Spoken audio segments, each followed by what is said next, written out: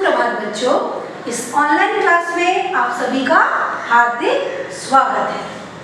बच्चों, आज मैं आपको बताने जा रही हूँ महान शास्त्रीय संगीत गायक तानसेन, जो भारतीय संगीत सम्राट के रूप में कहलाए जाते थे, जिनका नाम है तानसेन। उन्हें भारतीय संगीत शास्त्र के जनकदाता भी कहते हैं। आजकल बहुत सारे स्कूल दिखाई देते हैं ना, जो संगीत सिखाते हैं, वो भी तानसेन को ही याद करके बच्चों को भारतीय शास्त्रीय संगीत सिखाते हैं। ओके, और जो तानसेन थे वह भारत में उन्होंने ध्रुपद शैली का जन्म दिया था। जो ध्रुपद शैली जो गायक है, वो गाना किसने शुरू किया था? यस, तानसेन। तो आज मैं आपको ये जो संगीत सम्राट तानसेन का जीवन परिचय के साथ साथ उनके कुछ चमत्कार भी हैं, वह सब मैं आपको बताने जा रही हूँ। ओके, तो बच्चों सुनो, सबसे पहली बात क्या है बता दो, तानसेन का जन्म कहाँ हुआ? आप सबको पता है कहाँ हुआ? ओके, मैं बताती हूँ। तानसेन का जन्म मध्य प्रदेश के ग्वालियर नामक स्थान पर हुआ। उनके पिता का क्या नाम था? मकरंद मिश्र। ओके, तानसेन के पिता का क्या नाम है? मकरंद मिश्र। लेकिन एक बात थी, जो मकरंद मिश्र थे, उनके घर में जो भी बच्चे पैदा होते थे वो सारे मर जाते थे। तो वो बहुत दुखी रहते थे। जब तानसेन का जन्म हुआ तो वो बहुत दुखी हुए। तो उनके घर में उस दिन एक ब्राह्मण भिक्षा लेने के लिए आए थे। ओके, तब उन्होंने बहुत मन दुखी करके उस ब्राह्मण को जब भिक्षा दिया तो उन्होंने पूछा, क्या बात है, आपके घर में तो पुत्र का जन्म हुआ है, आप क्यों इतने दुखी हैं? तब क्या बोला मकरंद मिश्र ने कि विधाता का कैसा खेल है, देखो मेरे घर में जो भी पुत्र जन्म लेता है उसका देहांत हो जाता है। तब क्या बोला उस ब्राह्मण ने कि जाको राखे साइया मार सके ना कोई, जिसको भगवान रखता है उसे कोई नहीं मार सकता है। ये कहावत आपने सुना है? जाको राखे साइया मार सके ना कोई, उसे कोई नहीं मार सकता है। अच्छा, फिर क्या हुआ? उन्होंने मकरंद मिश्र ने बहुत सोच विचार करके उन्होंने अपने जो बालक जो तानसेन, उसको प्यार से तन्नू मिश्र के नाम से भी जाना जाता था। बचपन में उसे प्यार से क्या बुलाते थे? यस, तन्नू मिश्र। उन्होंने क्या किया? तन्नू मिश्र को मोहम्मद गौस के पास उन्हें पालने के लिए दे दिया। किसके पास दिया? मोहम्मद गौस के पास।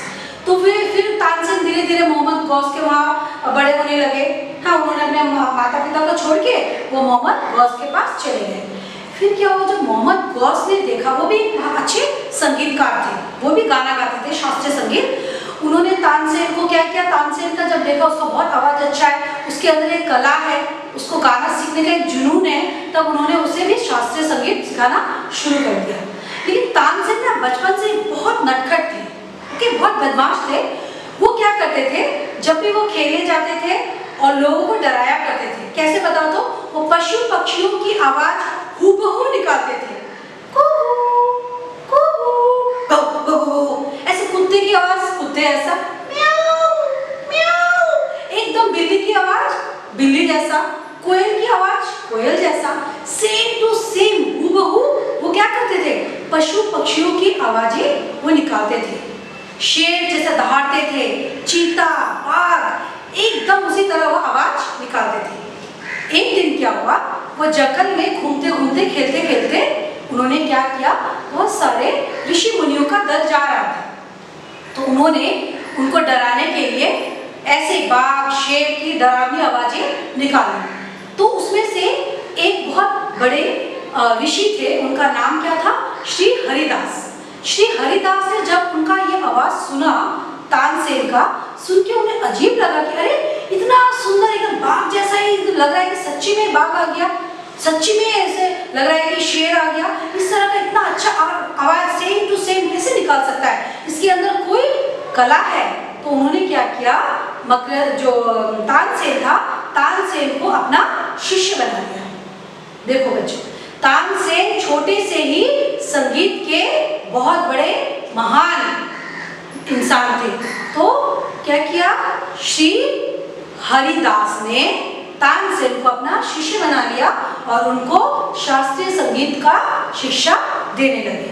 फिर जब धीरे धीरे देखा कि वो बहुत अच्छे संगीतकार बन गए, तो एक बार उनका गाना सुनकर अकबर, सम्राट अकबर, सुना होगा ना आपने नाम, हिस्ट्री में भी पढ़ा है। यस, सम्राट अकबर ने उनकी आवाज सुनकर उन्हें अपने दरबार में गाने के लिए बुलाया। जब तानसेन ने सम्राट अकबर के दरबार में ऐसा सुंदर मधुर संगीत गा के सुनाया, तो पूरे दरबार के लोग चकित रह गए और तानसेन की जो आवाज की जो मधुरता, सुरीलापन सुनकर क्या किया, सम्राट अकबर ने उन्हें अपने दरबार में रख लिया और 9 रत्नों में से उन्हें भी नवरत्न बना दिया।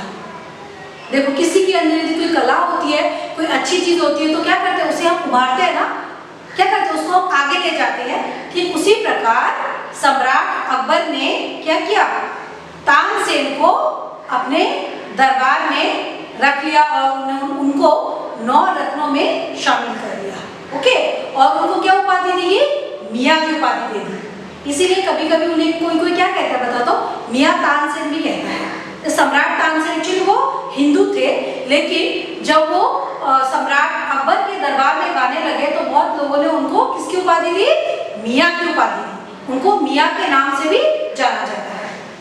तो वहां पर भी उन्होंने बहुत चमत्कार किए। किसने, तानसेन ने। यस, तानसेन ने वहां इतने चमत्कार कैसे किए बताओ तो। जब दरबार में वो गाना गाते थे तो सब लोग आश्चर्यचकित हो जाते थे। फिर कभी कभी बहुत सारे जो गायक होते हैं उनका क्या होता था, प्रतियोगिता होता था, तब भी वो हमेशा जीत जाते थे तानसेन, क्योंकि उनके संगीत में एक जादू था। क्या जादू था बताओ बच्चों, मैं बताती हूँ। उनके संगीत में ये जादू था कि वो चाहते तो अपने गायन से, अपने गले की मधुरता से बारिश लेके आते थे। ओके, क्या बोलते हैं उसे, हाँ, जब वो चाहते तो क्या होता, मोमबत्ती जल जाती थी। दीपक मल्हार, मेघ मल्हार संगीत, दीपक जल उठते थे। ठीक है, उनकी जो गाने की जो कला इतनी मशहूर थी, तो उनके गाने की आवाज से लोग मंत्र मुग्ध हो जाते थे और लोग उनके अधीन हो जाते थे। एक बार की बात है, अकबर के जो उसका जो एरिया था उधर एक हाथी बहुत मदमस्त में आया। जब तानसेन ने वहां गाना सुनाया तो वो हाथी भी गाने की आवाज से शांत होकर वो गाना सुनने लगा। तब अकबर को पता चल गया कि ये जो तानसेन है, इनके अंदर इतना गुण है कि वो किसी को भी अपने गाने से उसे वश में कर सकते हैं। मैंने उदाहरण दिया ना, एक क्या दिया उदाहरण, उनके गाने में इतना जोश था कि सब मोमबत्ती, बुझी मोमबत्ती जब वो सामने गाड़ रखते थे तो गाने इतना गाते थे, इतना गाने की आवाज से सारा माहौल गर्म हो जाता था और मोमबत्तियां अपने आप जल उठती थी। ये उनका एक चमत्कार है। एक और उनका चमत्कार है मेघ मल्हार संगीत। मेघ मल्हार संगीत का ये विशेषता है कि जब वो गाना गाते थे ना तो बारिश हो जाती थी। सोचो, इसीलिए वो संगीत सम्राट कहलाए। तानसेन को भारतीय संगीत शास्त्र के जनक क्यों कहा जाता है? क्योंकि उनके संगीत में एक जादू था, एक जोश था, एक जुनून था। इसीलिए वो भारतीय शास्त्रीय संगीत के जनक कहे जाते हैं। ठीक है, और फिर क्या हुआ, उनके गाने से लोग क्या हो जाते थे, उनके काबू में आ जाते थे। इसीलिए अकबर ने उन्हें अपने दरबार का सबसे मेन गायक चुना। ओके, उसके बाद क्या हुआ, धीरे धीरे वो वही रहने लगे अकबर के दरबार में। फिर मैं बताती हूँ अंत में क्या हुआ। वो गाते गाते फिर ठीक थे, अचानक बीमार हो गए, फिर उनका देहांत हो गया। उनका देहांत होने के बाद उनको उनका कब्र कहाँ दिया गया बताओ तो? मोहम्मद गौस के बगल में ही उनको भी कब्र दे दिया गया। ओके, तो आपको पता चला ये महान संगीतकार कौन? सम्राट तानसेन। उन्होंने क्या क्या किया? उनको बाघ, भालू, शेर की आवाज निकालना आता था और उनके गाने की आवाज से बारिश हो जाती थी, आग बुझ जाती थी, मोमबत्तियां जल उठती थी, हाथी मदमस्त हाथी क्या होता वश में आ जाते थे। उनके गाने में इतना ज्यादा क्या था, एक जोश था, लोगों को अपने वश में करने की एक शक्ति थी। इसीलिए वो भारतीय संगीत शास्त्र के जनक कहलाए जाते हैं। ओके, तो ये जो मैंने आपको पाठ एक्सप्लेन किया, ये आपके पाठ्य पुस्तक में दिया गया है। देखो पाठ 7, आपको क्या करना है, इसका रीडिंग करना है। मैंने शॉर्टकट में आपको ये स्टोरी बताया, इसका रीडिंग मैं आपको अभी करके बताती हूँ। मैं समझाऊंगी नहीं क्योंकि मैंने पूरा चैप्टर समझा दिया है। आप कैसे रीडिंग करोगे, देखो। ग्वालियर के मकरंद मिश्र के घर पर आज फिर से चहल पहल नजर आई। मैंने बोला ना, उनका जन्म हुआ तो फिर से चहल पहल आई, लेकिन हर बच्चा मर जाता है तो इसीलिए क्या किया, वो दुखी रह गए। कौन? मकरंद मिश्र, तानसेन के पिताजी। तो चैप्टर रीडिंग में आपको क्या बता रही हूँ, ठीक है। क्या हुआ, पहले मकरंद मिश्र के घर में जब बेटा पैदा हुआ तो वो बहुत दुखी थे। फिर क्या हुआ, इसी समय दरवाजे पर एक बाबा ने आवाज लगाई। मकरंद मिश्र उठे, कटोरे में आटा लिया और द्वार पर पहुंचे। फिर वो गए, कौन? तानसेन के पिताजी गए। जाके क्या हुआ, ब्राह्मण को उदास देखकर बाबा को अचरज हुआ।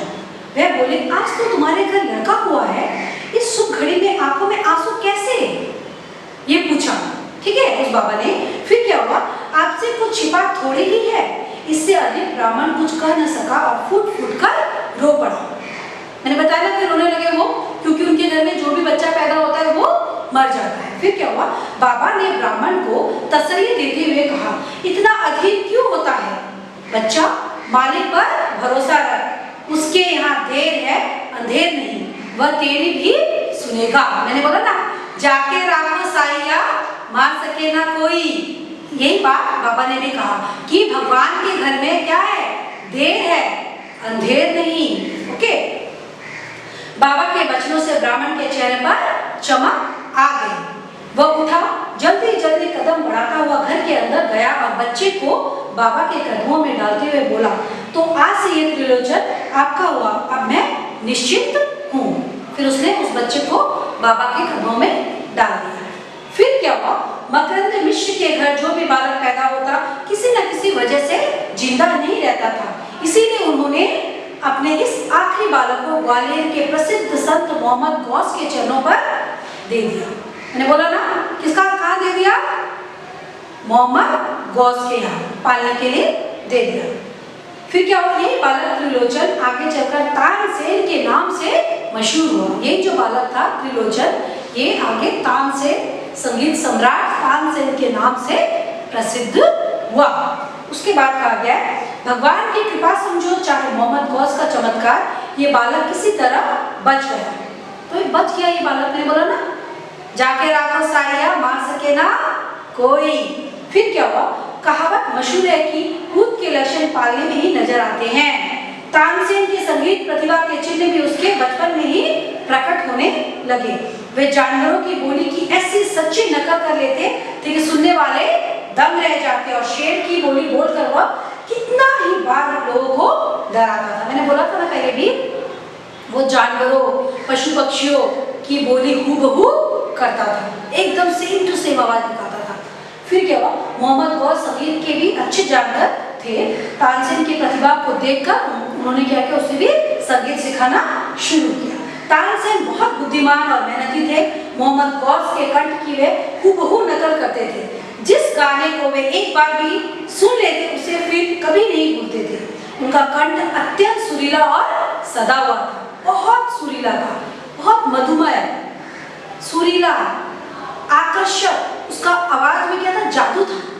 ओके, फिर क्या हुआ, मोहम्मद गौस से संगीत की शिक्षा ले चुकने पर तानसेन ने वृंदावन में स्वामी हरिदास जी का अपना किसको गुरु बनाया, स्वामी हरिदास सिंह को। मैंने बोला ना एक बार जंगल से जब वो घूम रहे थे तो हरिदास सिंह जब उनसे मिले तो बोला कितना अच्छा आवाज है इसका, तो मैं इसे अपना शिष्य बनाता हूँ। ओके, फिर क्या हुआ, संगीत की शिक्षा समाप्त करने से पहले ही तानसेन प्रसिद्ध हो चुके थे।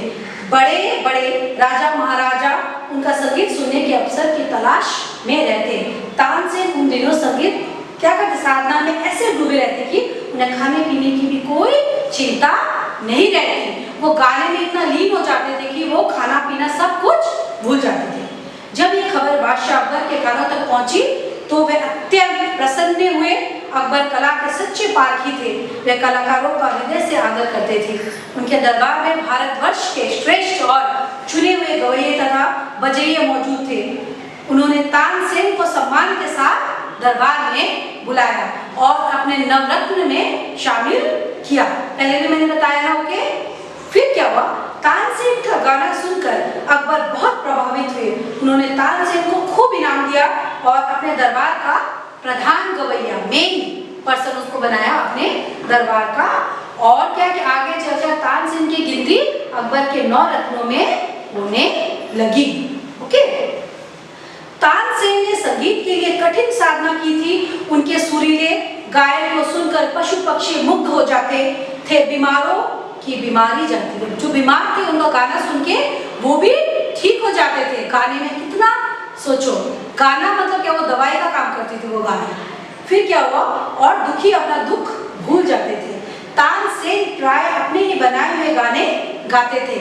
संगीतज्ञ होने के साथ ही साथ वे अच्छे कवि भी थे। एक महान कवि भी थे वो। मल्हार, दीपक वगैरह रागों से उन्होंने सुंदर पदों की रचना की है। अंतिम दिनों में उन्होंने क्या किया? राधा कृष्ण की भक्ति के सुंदर पद की भी रचना की। समझ आ गया? महान गायक तानसेन का जीवन परिचय, उनकी चमत्कारी की कहानी, उन्होंने क्या क्या किया, वो अकबर के 9 रत्न में कैसे शामिल हुए, पता चल गया आप लोगों को। और क्या क्या उन्होंने पशु पक्षियों का हूबहू आवाज निकाल के उन्होंने सबको मुक्त कर दिया। उनके गानों से क्या होता था? बारिश हो जाती थी, दीपक जल उठते थे, जो बीमार थे वो ठीक हो जाते थे, जो दुखी थे वो खुश हो जाते थे। उनके गाने में क्या था? एक जोश था, एक जुनून था, एक स्पिरिट था। ओके, तो बच्चों आप लोग इसे अभी घर में आराम से बैठ के इसको रीडिंग करो और इसका जो क्वेश्चन आंसर है ये पीडीएफ में दिया हुआ है, आप ये साइट निकालो। ठीक है, BSNS एकेडमिक्स में दिया है। Bagdogra sister Nivedita, Bagdogra English school जो सिस्टर निवेदिता दिया है उसमें इसका पूरा पीडीएफ दिया है, क्वेश्चन आंसर। आप लोग उससे डाउनलोड करो, करके इसे अपने क्लासों कॉपी में लिखो। ओके, समझ आया ना? ओके, अभी मैं आपको एक और बात बताना चाहती हूँ। आपकी जो ये बुक के साथ आपको एक हैंडराइटिंग बुक भी मिला है ना बच्चों? मैंने आज तक पेज नंबर 1 से लेके पेज नंबर 20 तक मैंने करा दिया है। देखो आज मैं कराऊंगी page number 21 to page number 30। Understood? Page number 1 से लेके पेज नंबर 20 तक आपका कंप्लीट पूरा हो चुका है। ओके, आज कराऊंगी मैं पेज नंबर 21 से लेके पेज नंबर 30। तो ये जो आपकी बुक है, जो हिंदी सुलेखन, ये सबके पास है, सबने खरीदा है। Yes, very good. तो इसमें पेज नंबर 21 में दिया गया है, देखो, स्वच्छता ईश्वर का दूसरा रूप है। सबसे पहली लाइन में दिया है, साफ सफाई वाली जगह दिव्य होती है। ये जो लाइन है हूबहू आपको ठीक उसी तरह पहले नीचे आपको लिखना है, उसके बाद आपको सेम टू सेम नेक्स्ट जो पेज है, खाली पेज है जो, वहां पर आपको सुंदर स्वच्छ और स्वर्ण अक्षरों में आपको यहाँ लिखना है। ऐसा नहीं है कि एक दिन में आप पूरा कॉपी अपना जो सुलेखन का बुक कंप्लीट नहीं करना है। एक दिन में एक पेज, सेकंड डे में फिर दूसरा पेज करके ही आपको लिखना है और सुंदर से लिखकर ये कॉपी जब स्कूल, ये जो बुक है स्कूल खुलेगा तब लेके आना है। और मैं आपको स्टार दूंगी। क्या दूंगी? Stars, 3 stars. ओके, कैसे लिखना है देखो, मिस ने लिखा है ना, ये मिस का हैंडराइटिंग है, ये बुक का हैंडराइटिंग नहीं है, मिस ने अच्छे से लिखा ना। आप लोग भी सेम ऐसे ही सुंदर और सुनहरे अक्षरों से लिखेंगे। ये पेज नंबर 21 का है और पेज नंबर 30 तक आपको लिखना है। कहाँ तक लिखना है? Page number 30। पेज नंबर 30 में क्या दिया है देखो, खोलो आप लोग मेरे साथ साथ, पेज पलटो। यस, क्या दिया पेज नंबर 30 में? यस, ये दिया है, पिताजी बेटा यश तुम नहाने में बहुत पानी नष्ट करते हो। यश क्या बोल रहा है? पापा पानी की कहाँ कमी पड़ी है। ये जो पेज नंबर 30 में जो संवाद दिया है, सेम टू सेम संवाद है पिताजी और यश के बीच में। पहले आपको यहाँ इसके ऊपर लिखना है, उसके बाद स्वयं लिखना है। यहाँ पर सुंदर स्वच्छ स्वर्ण अक्षरों में गैप छोड़ के अच्छे राइटिंग से यहाँ पर आपको सुलेखन करना है। समझ आया बच्चों? जैसे मैंने लिखा है, page number 21 to page number 30। Understood? Okay.